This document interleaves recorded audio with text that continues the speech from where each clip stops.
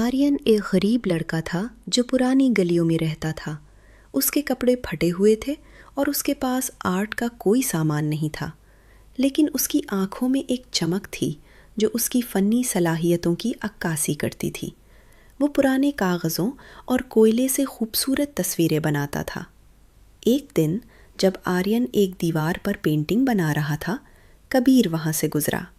کبیر ایک امیر اور مشہور آرٹسٹ تھا، لیکن اس کا غرور اس کی فنی صلاحیتوں پر غالب آ گیا تھا۔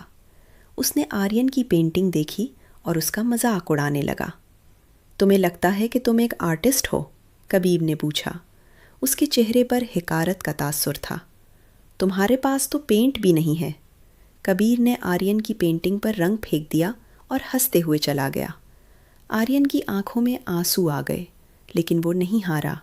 اس نے اپنی پینٹنگ کو صاف کیا اور دوبارہ کام شروع کیا۔ تبھی سم وہاں آیا۔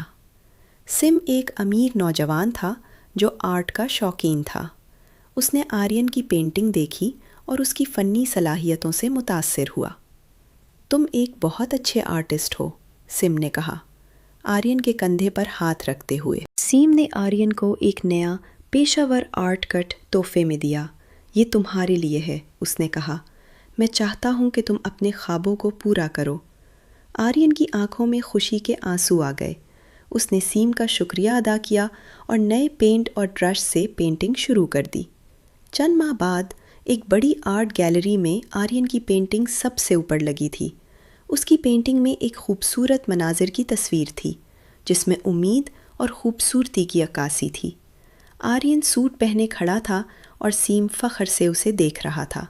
کبیر بھی وہاں تھا، لیکن وہ حیرت زدہ رہ گیا۔ میں کبھی نہیں سوچا تھا کہ تم اتنا آگے بڑھ جاؤ گے، کبیر نے کہا، آرین کے پاس جاتے ہوئے۔ اس کے چہرے پر اب حقارت کے بجائے شرمندگی کا تاثر تھا۔ میں نے کبھی نہیں سوچا تھا کہ میں ہار مانوں گا، آرین نے کہا۔ اس کی آنکھوں میں وہی چمک تھی جو اس کے فنی صلاحیتوں کی عکاسی کرتی تھی۔ تم نے مجھے سکھایا کہ غریبی میری صلاحیتوں کو محدود نہیں کر سکتی۔ کبیر کو احساس ہوا کہ اس نے آرین کے بارے میں غلط سوچا تھا۔ اس نے آرین سے معذرت کی اور اس کی پینٹنگ کی تعریف کی۔ آرین اور سیم نے کبیر کو معاف کر دیا اور تینوں دوست بن گئے۔ انہوں نے مل کر آرٹ کے میدان میں نئے تجربات کیے اور غریب آرٹسٹوں کی مدد کی۔ یہ کہانی ہمیں سکھاتی ہے کہ اگر ہمارے پاس عزم اور محنت کرنے کی صلاحیت ہے تو ہم اپنے خوابوں کو پورا کر سکتے ہیں، چاہے ہماری زندگی میں کتنے ہی چیلنجز کیوں نہ ہوں۔ غریبی کسی کی صلاحیتوں کو محدود نہیں کر سکتی، بلکہ یہ ہمیں اور زیادہ محنت کرنے کی ترغیب دیتی ہے۔